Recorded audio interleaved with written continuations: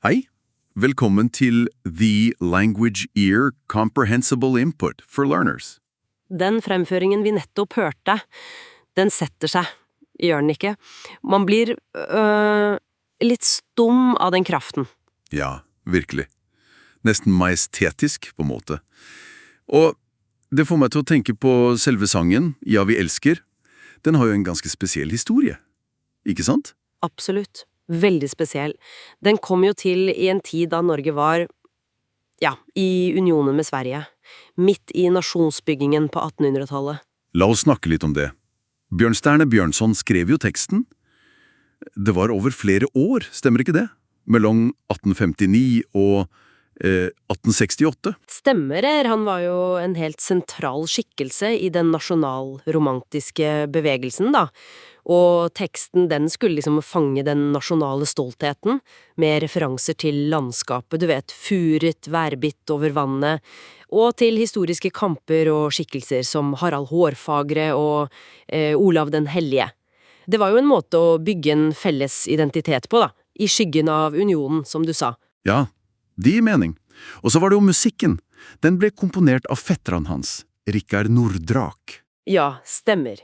Vinteren 1863 til 64. Nordrak var ung, altså, bare i begynnelsen av 20-åra, men han var brennende opptatt av å skape en egen, ja, norsk musikkstil. Han blanda elementer fra norsk folkemusikk med de romantiske idealene. Han ville ikke lage en marsj, liksom, men en høytidelig hymne. En hymne, ja. Tragisk da, at han døde så ung, bare 23 år gammel i 1866.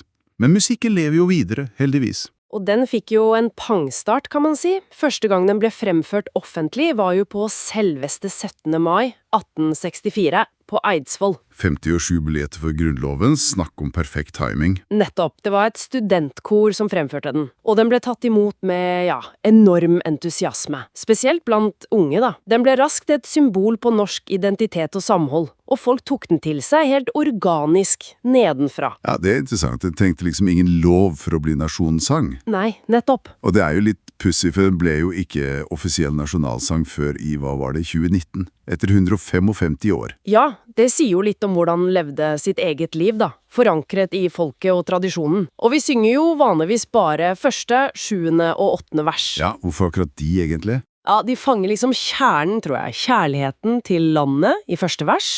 Så er det jo takknemligheten til Gud og forfedrene for kampen de kjempet, og mødrene som gråt i det 7. Og så løftet om å verne om freden i fremtiden i det 8. verset. Ah, ja. De midterste versene, de er jo mer historisk detaljerte.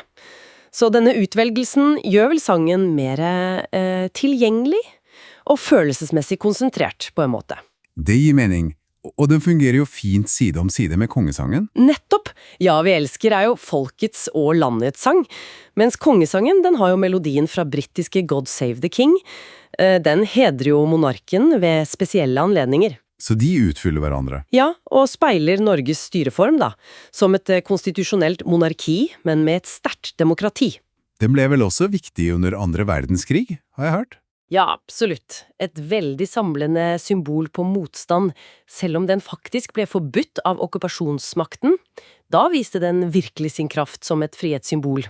Utrolig historie, egentlig. Fra en ung komponists drøm til et nasjonalt ikon.